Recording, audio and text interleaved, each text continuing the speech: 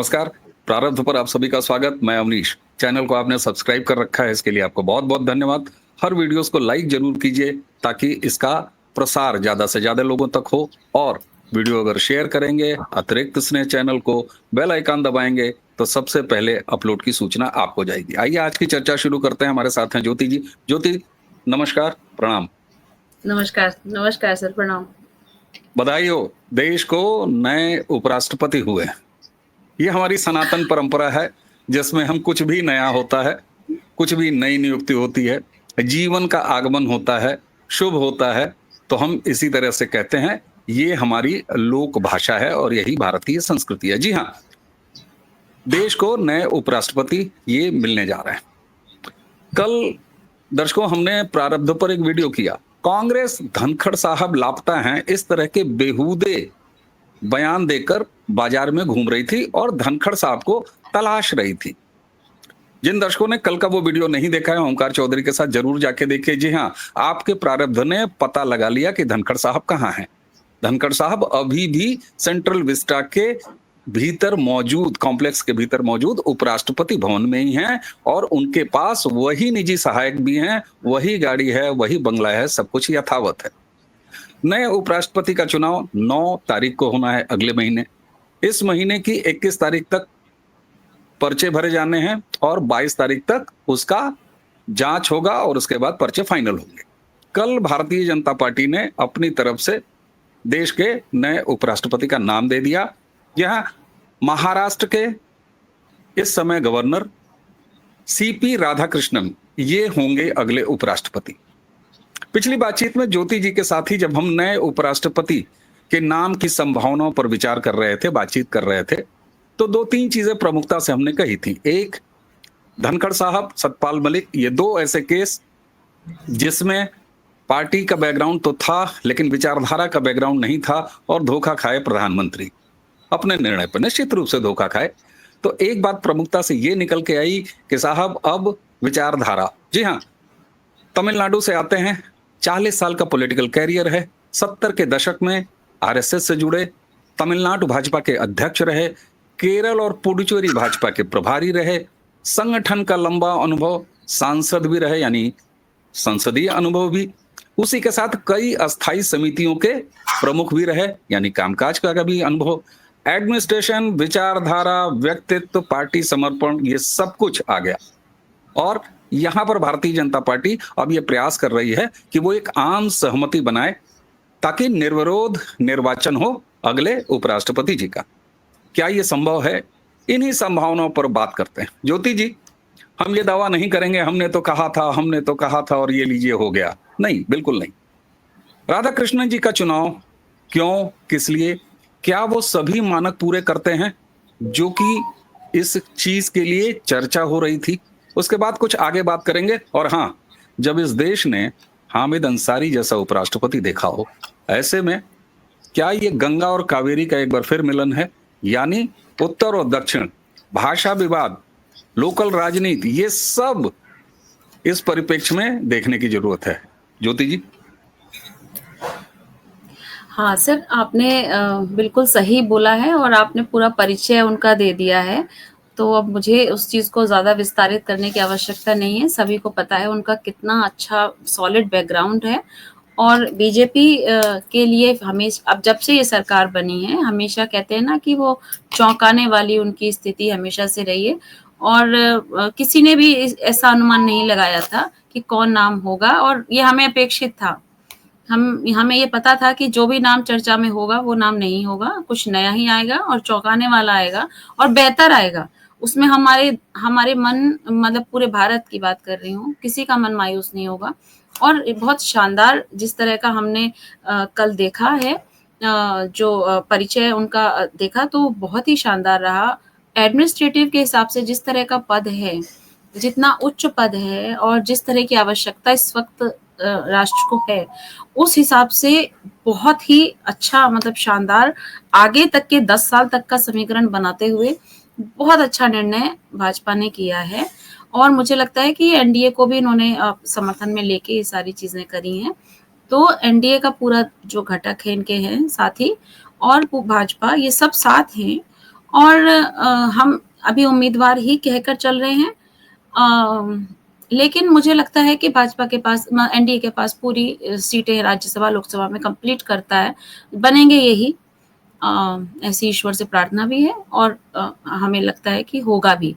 दूसरा जो आपने कहा कि ये सर्वसम्मति से होगा या कि वो अपना कोई व्यक्ति लाएँगे। देखिए, जिस तरह का एडमेंट उन लोगों का रुख रहता है, वो अपनी पक्ष के साथ में जो विपक्ष है, वो म्यूचुअल अंडरस्टैंडिंग के साथ काम करना चाहता नहीं है या उसको आता नहीं है। उनके अंदर एक कुंठा भाव है कि वो अपने को श्रेष्ठ मानने वाली चीज़। तो जब कोई व्यक्ति स्वयं को श्रेष्ठ मानता है तो उसके गुण अवगुण में परिवर्तित होते चले जाते हैं। वो चीज़ वो खुद देख नहीं पाता। ऐसी स्थिति हमारे विपक्ष के साथ भी आजकल देखने में आ रही है। तो मुझे लगता है कि वो कोई ना कोई नाम लाएँगे, लेकिन नाम लाने में भी कहने के लिए इंडी अलायंस है, लेकिन इंडी अलायंस अंदर-अंदर भी वो कई टुकड़ों में है। सबके अपने-अपने मत हैं, वो एक मत से नहीं चलते। एक मत से कोई तब चलता है जब उनका जो प्रमुख है, मुखिया है, वो बहुत स्ट्रॉन्ग हो। उसके पास मस्तिष्क में कोई नए आइडियाज़ हों, विज़न हो, वो जो बोले उस पे सर्वसहमति हो, ऐसा मुझे इंडी अलायंस में नहीं नज़र आता। तो इसलिए वो एक मत नहीं हो सकते। ज्योति जी, जी। आपने कहा कि मस्तिष्क में नए आइडियाज हों, नए विचार हों और वो दृढ़ हो, लेकिन इस सब के लिए मस्तिष्क होना भी जरूरी है, मुझे लगता है। आपने बिल्कुल सही बात पकड़ी है, मैंने थोड़ा-सा पॉलिश में बोल दिया था। आपने वो सही बात पकड़ ली कि पहली बात यही नहीं पता चलता है कि प्रमुख है कौन पूरे दल का, और अगर है जिसको मतलब एक तरह से भ्रम में माना जाता है कि यही हैं, और एक खींचतान, आपको भी एक इनविजिबल खींचतान नज़र आती होगी सब में। हर कोई कहता है कि मैं प्रधानमंत्री बनने वाले हैं, ये बनेंगे, तो हर दल अपना एक प्रधानमंत्री चुन के बैठा हुआ है। उस तरह की जो चीज़ें हैं, इनमें 10 तरह की खिचड़ी पकेगी। अब दिन ज़्यादा बचे नहीं हैं। नॉमिनेशन के, और क्या कहते हैं, ये लोग अब मुझे नहीं लगता जल्दीबाजी में किसी एक बहुत अच्छा नाम इनके उसमें सामने ला पाएँगे। ममता बनर्जी खुद अपना कुछ सोच रही हैं, कांग्रेस अपना कुछ और सोच रही है। तो इस तरह से एक मत बैठना भी बहुत मुश्किल है।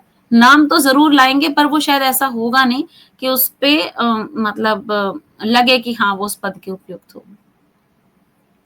बिल्कुल। और आपने जो बात की, तो समीकरण अगर हम देख लें उपराष्ट्रपति जी के चुनाव का, 21 तारीख तक पर्चा भरना है, 22 को इसकी जांच होगी और 9 तारीख को इलेक्शन। जो हाउस में स्थिति है, जितने वोटर्स हैं, उसके हिसाब से एनडीए के पास प्रचंड बहुमत है। मैं ये नहीं कह रहा हूं चुन लेने लायक बहुमत है, प्रचंड बहुमत है और उपराष्ट्रपति वो चुन सकती है। उसके बाद भी रक्षा मंत्री राजनाथ सिंह जी के नेतृत्व में एक आम सहमति बनाने का प्रयास किया जा रहा है। मल्लिकार्जुन खड़गे के साथ उन्होंने बात किया। लेकिन जो विपक्ष इतना दरिद्र हो, जो राष्ट्र के स्वतंत्रता दिवस पर लाल किले की प्राचीर तक पहुंचने की नैतिक हिम्मत न रखता हो, वैचारिक हिम्मत न रखता हो, इतनी राष्ट्रवादिता न रखता हो, तो उससे कोई भी अपेक्षा करना बेमानी है। तो मैं तो चाहूंगा, मेरा निजी मत है ज्योति जी, कि ये कैंडिडेट लेके आए, अद्भुत हो, बिरला हो, 50 चावल का खिचड़ा हो, कुछ भी हो, लेकिन लेके आए, ताकि एक और चुनाव हारने का सेहरा इनके सर बंधे। और वो तब इसलिए जरूरी हो जाता है जब ये आम चुनाव पर सवाल उठा रहे हैं, चुनाव आयोग पर सवाल उठा रहे हैं। ऐसे में उपराष्ट्रपति पद के जो मतदाता होते हैं, वो लाखों करोड़ों लोगों द्वारा चुने हुए प्रतिनिधि होते हैं। तो ये जरूर मैं चाहूंगा कि ये वहां भी पराजित हों, सिर्फ जनता से ही पराजित ना हो, जनता के नुमाइंदों से भी पराजित हो। अब एक चीज और, विचारधारा के होने चाहिए, विचारधारा के होने चाहिए। यहां पर दो चीज इनके नाम तय होने के बाद दिखाई दे रही है। पहली, 40 साल संघ से इनका जुड़ाव शुरू में ही 70 के दशक में, जैसा मैंने बताया, संघ के अलग अलग कार्यों का निष्पादन किया इन्होंने। उसके बाद पार्टी का निष्पादन कार्यों का, फिर लोकसभा के काम। एक तो ये पक्ष इनका, दूसरा इनका दक्षिण से आना। हालांकि मैंने कहा आपसे वेंकैया जी दक्षिण से ही आते थे, और खासतौर से तमिलनाडु से आना। और उस तमिलनाडु से आना जिस तमिलनाडु में ये 2 बार सांसद रहे, जहां खाता खोलने की आज भी हुँ, गुंजाइश खोजी जाती है भारतीय जनता हुँ। पार्टी के लिए। क्या भारतीय जनता पार्टी का दक्षिण में एक धमक के साथ उतरने की तैयारी देख रहे हैं? हालांकि कुछ सस्ते लोग इसको आगे आने वाले जो तमिलनाडु के विधानसभा चुनाव उससे भी जोड़ रहे हैं। कैसे देखती हैं आप विचारधारा का प्रसार और उसी के साथ भाजपा का दक्षिण में और विशेष तौर पर तमिलनाडु में? क्योंकि तमिलनाडु तब बेहद जरूरी हो जाता है ज्योति जी, जब वहां से स्टालिन सनातन को डेंगू और मलेरिया कहता है, सनातन के विनाश की बात करता है। ये क्या सिर्फ राजनीतिक लड़ाई है या सनातन की अस्मिता की भी लड़ाई है, जिसका प्रसार अब भाजपा कर रही है उपराष्ट्रपति जी के इस चुनाव से? सर आपने पीछे कुछ दिनों में देखा होगा राम मंदिर जब बना उससे पहले से प्रधानमंत्री साउथ की तरफ हमें दिखे, मंदिरों में दिखे। अभी कुछ दिन पहले भी वो साउथ में थे, वहाँ पे भी उन्होंने तो एक तरह से बीजेपी अब का भी वहाँ कुछ नहीं है, ग्राउंड बना रही है। उनके इनका जो ये जो अभी चुन के मतलब उम्मीदवार जो बने हैं 16 वर्ष की आयु से जब कोई व्यक्ति मतलब एक लड़का संगठन से जुड़ा हुआ है और उसको ये पता है कि जहाँ तमिलनाडु से ही आते हैं और तमिलनाडु में हिंदुत्व का कोई अभी भाजपा का कोई भी ग्राउंड नहीं है, बेस नहीं है, सरकार नहीं बन रही, जो भी है मतलब बनी अब तक जिसको ये पता था, फिर भी वो जीवटता के साथ जुड़ा हुआ रहा उस पार्टी से, उस संगठन से, उस हिंदुत्व से, तो उसके अंदर जो एक राष्ट्रवाद बैठा हुआ है, ऐसे कार्यकर्ता जहाँ होंगे और वो जिस भी पार्टी में होंगे, जिस भी देश में होंगे, वो आगे बढ़ेगा ही। देखिए वो राज करेगा। तो मेरा कहना ये है कि बीजेपी अपना ग्राउंड बना ही रही है, लेकिन उसको ऐसे लोग चाहिए संगठन में जो ऐसा कार्य कर रहे हों और ये हमें नहीं पता था, बीजेपी को तो पता था, आरएसएस को भी पता था कि ये लोग हैं जो काम कर रहे हैं और ऐसे बहुत भी और भी लोग होंगे, तो जो उस तरह के मतलब ग्राउंड को बना रहे हैं और मुझे लग रहा है कि अगर इस तरह के लोग और भी हैं, तो वहाँ पे अगले आप कुछ सालों में देखेंगे कि वहाँ पे भगवा ध्वज फहराएगा और बूम बूम होगी भाजपा वहां पर भी। अभी तक भाजपा को जो है नॉर्थ इंडिया की ही पार्टी माना जाता है, लेकिन ये दक्षिण भारत में जाएगी और पब्लिक में है। नेता लोग अपनी रोटियां सेकते हैं, पब्लिक ऐसा नहीं है, पब्लिक हिंदुत्व पे नहीं, पब्लिक बहुत हिंदू भी है वहां, ऐसा नहीं है, काफी कम हो गए लेकिन उस तरह की चीज। लेकिन अब आप देखेंगे कि जिस तरह का बीजेपी ने समीकरण बिठाया है उसको देखते हुए ये लगता है कि अगले कुछ वर्षों में आप जब देखेंगे, इसके चुनाव भी आने वाले हैं 1-1.5 साल में शायद, तो आप देखेंगे कि बहुत अच्छा इसका मुझे लगता है, क्योंकि देखिए साउथ के लोगों में ना एक ये चीज होती है कि हाँ हमारा साउथ का व्यक्ति उस पद पर बैठा है, भाजपा ने उन्हें वहां बिठाया है, वेंकैया जी थे उन्हें अच्छा लगता था, तो साउथ की एंट्री नॉर्थ की तरफ हो रही है और वो भी बहुत शीर्ष पद पे जाके हो रही है, तो उस चीज का प्रभाव पड़ता है, आम जनमानस पे भी पड़ता है, नेताओं पे भी बिल्कुल पड़ता है। बिल्कुल पड़ता है। और भाजपा की तमिलनाडु में तैयारी देखिए, राज्य स्तर पर अन्नामलाई फायर ब्रांड, और भाजपा उन्हें गढ़ रही है, और न सिर्फ गढ़ रही है बल्कि जमीन पर किस तरीके से अन्नामलाई वहां काम कर रहे हैं। प्रेसिडेंट रहे, प्रेसिडेंट से हटाया गया, लेकिन भाजपा उसी पार्टी का नाम है जो जहां पर जिस व्यक्ति की उपयोगिता समझती है और जब समझती है तो निर्णय लेती है, और पार्टी का कार्यकर्ता चाहे छोटा हो चाहे बड़ा हो चाहे प्रधानमंत्री ही क्यों न बन जाए, लेकिन पार्टी के निर्देशों का पालन करता है। इसी के साथ साथ जब राधा कृष्णन साहब ये झारखंड के गवर्नर रहे, तो हम लोगों ने पिछली बातचीत में ज्योति जी इसकी पड़ताल की थी कि भाजपा के शासन में राष्ट्रपति और उपराष्ट्रपति के पद को डेकोरेटिव नहीं रहने दिया गया है, काम के ऑफिसेज बनाए गए हैं। और राधा कृष्णन साहब झारखंड में राज्यपाल रहते हुए 24 जिलों का ग्राउंड दौरा ये कर चुके हैं। अपने समय के बीबीए हैं, बैचलर इन बिजनेस मैनेजमेंट, बहुत अच्छे टेबल टेनिस के खिलाड़ी हैं और लंबी दूरी के धावक हैं, मैराथन। तो ये कॉम्बिनेशन क्या जहां पर झाड़ू लगाने वाले लोगों को जयललिता सिंह की याद दिला रहा हूँ, पिछली बार भी दिलाया था। उन्होंने कहा था इंदिरा जी मेरी नेता हैं, वो कहेंगी तो मैं झाड़ू लगाऊंगा। प्रतिभा पाटिल खाली खाना बना के खिलाती थी, राष्ट्रपति हो गई। हामिद अंसारी जैसा व्यक्ति जो जिहादी जाते जाते अपनी मानसिकता को सिद्ध कर गए, उसे कांग्रेस ने उपराष्ट्रपति बनाया। कांग्रेस की इस विरासत और आज नवाचार जो एनडीए और भाजपा लेके आ रही है, ये क्या सनातन का वो संस्कार है जिसे स्थापित किया जा रहा है? और यही दरअसल राष्ट्रवाद है। क्योंकि मैं हमेशा कहता हूं, भारत को हिंदू राष्ट्र कागज पर लिख के देने की जरूरत नहीं है। भारत बाय डिफॉल्ट मूल रूप से सहजता से हिंदू राष्ट्रीय है भैया। जी, बिल्कुल सही कहा आपने। भारत हिंदू राष्ट्र मूल रूप से है और ये सुप्रीम कोर्ट में भी सिद्ध हो चुका है बहुत साल पहले कि भारत जो है ये हिंदू राष्ट्र ही है, सभ्यता पूरी हिंदू है। तो अब देखिए जो पार्टी एक जो हम मेन धारा है अभी जो सरकार है, वो क्या है, उनके लिए राष्ट्र प्रथम है। वो आक्रामक राष्ट्रवाद पे विश्वास रखते हैं और उनका नेतृत्व दृढ़ है। आपने जो यूपीए की बात करी थी, यूपीए के टाइम में क्या था कि वो लिबरल, आप सेक्युलर, राष्ट्रवाद कुछ है नहीं और अपीजमेंट की जो राजनीति करना।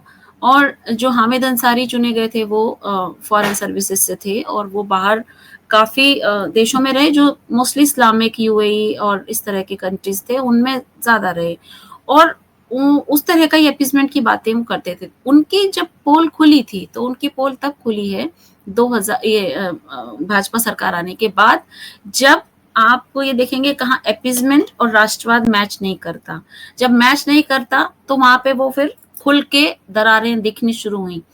इसलिए तब वो कभी फ्लैग का अपमान कर रहे हैं, कहीं झंडे का अपमान कर रहे हैं, है ना। तो उस तरह की चीजें निकल के आई कि वहां ये पता चला कि पार्टी ने किस व्यक्ति को चुना है। अगर चुना है तो पार्टी का अपना नेचर है, उस तरह का पार्टी का नेचर है, तभी वो किसी को शीर्ष पद पर इस ऐसे व्यक्ति को बैठाएगी। ये राष्ट्रवादी व्यक्ति को बैठा रहे हैं, हिंदुत्व है, तो वो तो भारत है ना, वो तो भारत प्रथम है और भारत ऐसा ही है। अगर आप हमारे ऊपर कोई मानसिकता थोपेंगे तो वो ज्यादा चलेगी नहीं, उसकी पोल खुलेगी।